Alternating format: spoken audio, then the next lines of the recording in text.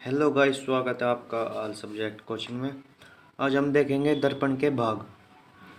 तो आज हमने अपने चैनल का नाम बदला है और रखा है ऑल सब्जेक्ट कोचिंग। पहले था ऑल स्टडी कोचिंग, अब हमने बदल दिया है ऑल सब्जेक्ट कोचिंग। ठीक है, तो आज हम देखेंगे दर्पण के भाग। तो चलिए देखते हैं। सबसे पहले वक्रता केंद्र। वक्रता केंद्र गोलीय दर्पण का परावर्तक पृष्ठ जिस खोखले गोले का भाग होता है उस गोले का केंद्र गोलीय दर्पण का वक्रता केंद्र कहलाता है। इसे सी से प्रदर्शित करते हैं।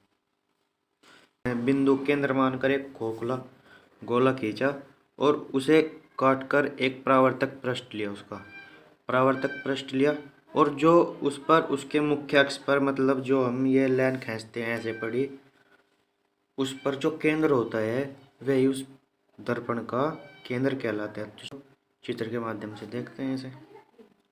ठीक है, तो चलिए अब हम देखते हैं इसे। इसमें हमें बताया था कि वक्रता केंद्र को सी से दर्शाते हैं।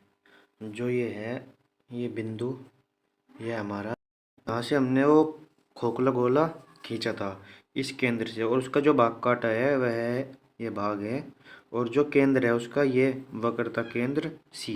इसे हम सी से प्रदर्शित करते हैं। ठीक है, बात समझ में आ गई। तो चलिए अब चलते हैं अगले टॉपिक की तरफ। तो चलिएगा, अगला टॉपिक है वक्रता त्रिज्या। गोलीय दर्पण का परावर्तक पृष्ठ जिस खोखले गोले का भाग होता है उस खोखले गोले की त्रिज्या को गोलीय दर्पण का वक्रता त्रिज्या कहते हैं। इसे हम कैपिटल आर से प्रदर्शित करते हैं। ठीक है, इसे हम कैपिटल आर से प्रदर्शित करते हैं। गोलीय दर्पण का परावर्तक पृष्ठ, वही बात, जो गोलीय दर्पण है, गोलीय दर्पण है हमारा, इसका परावर्तक पृष्ठ ये इतना काट लिया, परावर्तक पृष्ठ हो गया ये परावर्तक पृष्ठ, और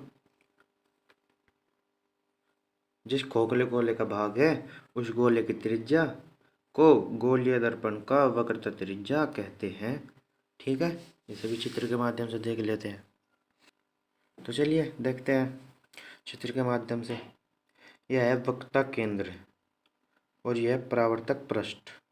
ठीक है, इससे वक्रता केंद्र से और इसके बीच की दूरी, ये दूरी जो हमने इस पे आर लिखा है, ये वाली दूरी, यह है वक्रता त्रिज्या, जिसे हम कैपिटल आर से प्रदर्शित करते हैं। ठीक है, अब चलते हैं अगले टॉपिक की तरफ। इसमें इतनी कुछ ज़्यादा समझने वाली बात नहीं थी। ये ध्रुव से, मतलब ध्रुव होगा, ये ध्रुव की सीध में होता है परावर्तक पृष्ठ पर, और वक्रता केंद्र से परावर्तक पृष्ठ की दूरी वक्रता त्रिज्या कहलाती है। तो चलिए अगले टॉपिक की तरफ चलते हैं। अगला टॉपिक है दर्पण का ध्रुव। दर्पण का ध्रुव गोलीय दर्पण के परावर्तक पृष्ठ के मध्य बिंदु को दर्पण का ध्रुव कहते हैं। इसे हम P से प्रदर्शित करते हैं। ठीक है, गोलीय दर्पण का परावर्तक पृष्ठ के मध्य बिंदु को दर्पण का ध्रुव कहते हैं। इसे हम P से प्रदर्शित करते हैं। मतलब जो परावर्तक पृष्ठ है उसके बीचों बीच का जो बिंदु होता है उसे हम ध्रुव कहते हैं। इसे चित्र के माध्यम से एक बार देख लेते हैं। तो चलिए देखते हैं दर्पण का ध्रुव। अब ये परावर्तक पृष्ठ है, उसने बोला था परावर्तक पृष्ठ के मध्य बिंदु को हम ध्रुव कहते हैं। जो परावर्तक पृष्ठ है इसका जो ये मध्य बिंदु है इसे हम P से प्रदर्शित करते हैं। यह दर्पण का ध्रुव होता है। ठीक है, इतनी बात समझ में आ गई। अब चलते हैं अगले टॉपिक की तरफ। तो चलिए देखते हैं अगला टॉपिक, मुख्य अक्ष। अगला टॉपिक है मुख्य अक्ष। गोलीय दर्पण की ध्रुव P तथा वक्रता केंद्र C को मिलाने वाली सीधी रेखा गोलीय दर्पण का मुख्य अक्ष कहलाती है। मतलब जो ध्रुव से और वक्रता केंद्र को सीधी रेखा मिलाती है, क्षैतिज रेखा मिलाती है, उसे हम मुख्य अक्ष कहते हैं। तो चलिए इसे चित्र के माध्यम से एक बार देख लेते हैं। तो चलिएगा इसे देखते हैं चित्र के माध्यम से। ये ध्रुव और ये केंद्र, इसको मिलाने वाली ये सीधी रेखा, ये सीधी रेखा, इसको मिलाने वाली ये सीधी रेखा को हम मुख्य अक्ष कहते हैं। इस ध्रुव और केंद्र को मिलाने वाली सीधी रेखा को हम मुख्य अक्ष कहते हैं। समझ में आ गया होगा। तो चलिए चलते हैं अगले टॉपिक की तरफ। तो चलिए देखते हैं अगला टॉपिक, अभिलंब। गोलीय दर्पण के किसी बिंदु को वक्रता केंद्र से मिलाने वाली रेखा उस बिंदु पर अभिलंब होती है। गोलीय दर्पण के किसी बिंदु को वक्रता केंद्र से, मतलब कोई भी एक बिंदु है परावर्तक पृष्ठ पर और वो वक्रता केंद्र को उससे मिलाती है, उस बिंदु को वक्रता केंद्र से मिलाने वाली रेखा को हम अभिलंब कहते हैं। इसका कोई चित्र नहीं है, यह बस इसकी ज़रूरत सवाल में डेरिवेशन में पड़ती है। ठीक है, तो अब देखते हैं अगला टॉपिक, दर्पण का द्वारक। गोलीय दर्पण के परावर्तक पृष्ठ के व्यास को दर्पण का द्वारक कहते हैं। मतलब जो गोलीय दर्पण है उसके परावर्तक पृष्ठ के व्यास को उसका द्वारक कहते हैं। ठीक है, तो चलिए इसे देखते हैं चित्र के माध्यम से। तो चलिए देखते हैं, ये जो एक गोलीय दर्पण का एक पृष्ठ, ये दूसरा पृष्ठ, इस पर इसका व्यास, मतलब जो ये सीधी रेखा है इसका व्यास, ये इसे हम दर्पण का द्वारक कहते हैं, इसे हम दर्पण का द्वारक कहते हैं। ठीक है, समझ में आ गई बात। अब चलते हैं अगले टॉपिक की तरफ। तो चलिए देखते हैं अगला टॉपिक, मुख्य फोकस। गोलीय दर्पण की मुख्य अक्ष के समांतर आने वाली प्रकाश की किरणें गोलीय दर्पण से परावर्तन के पश्चात मुख्य अक्ष के जिस बिंदु पर मिलती है या मिलती हुई प्रतीत होती है, उस बिंदु को दर्पण का मुख्य फोकस अथवा फोकस कहते हैं। इसे हम एफ से प्रदर्शित करते हैं या किया जाता है, इसे एफ से प्रदर्शित किया जाता है। ये कह रहा है कि जो गोलीय दर्पण है उसका जो मुख्य अक्ष है, तो इसे चित्र के माध्यम से थोड़ा समझ लेते हैं।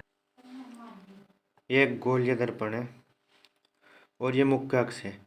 इसके समांतर आने वाली किरणें, जो भी इसके समांतर किरण आएगी, ये किरण है इसके समांतर, यह परावर्तक पृष्ठ से टकराकर जिस बिंदु से होकर जाएगी, ये बिंदु है एफ, जिस पर एफ लिखा है, कैपिटल एफ, इससे होकर यह जाती है। इसे दर्पण का फोकस या मुख्य फोकस कहते हैं। ठीक है, इसे दर्पण का फोकस या मुख्य फोकस कहते हैं। एक बार और समझ लो, जो मुख्य अक्ष है उसके समांतर आने वाली किरणें परावर्तक पृष्ठ से टकराकर जिस बिंदु को काटती हुई जाती है, जिस बिंदु से होती हुई जाती है, उसे उस दर्पण का फोकस या मुख्य फोकस कहते हैं। ठीक है, एक बात और, इसमें एक टॉपिक है फोकस दूरी। ठीक है, जिसे हम छोटे एफ से प्रदर्शित करते हैं, स्मॉल एफ। वह वक्रता केंद्र से मुख्य फोकस तक, ये दूरी, ये वक्रता केंद्र से मुख्य फोकस तक जो दूरी होती है उसे फोकस दूरी कहते हैं, इसे हम स्मॉल एफ से प्रदर्शित करते हैं। एक नोट पॉइंट है, उसे भी देख लेते हैं। यह एक नोट पॉइंट है। अवतल दर्पण में मुख्य फोकस एफ दर्पण के समान होता है, जबकि उत्तल दर्पण में मुख्य फोकस दर्पण के पीछे की ओर होता है। ठीक है, अवतल दर्पण में तो फोकस उसके समान यानी अगली तरफ होता है, इस साइड।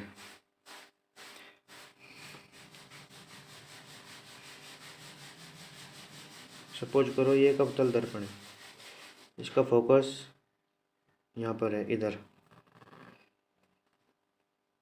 ये इसका फोकस है, ये इसका वक्रता केंद्र है, इसका फोकस तो इधर हो गया। और जो उत्तल दर्पण है, उसका जो परावर्तक पृष्ठ होता है वह उभरा हुआ होता है। ठीक है, ऐसे इसका फोकस इधर होता है, वक्रता केंद्र इधर, इसका फोकस इधर होता है, उसका वक्रता केंद्र भी इधर होता है। ठीक है, एक नोट पॉइंट भी समझ में आ गया होगा। आई होप आज आपको आज का वीडियो पसंद आया होगा। वीडियो को लाइक करें, सब्सक्राइब करें और इस वीडियो को आगे से आगे शेयर करें। धन्यवाद।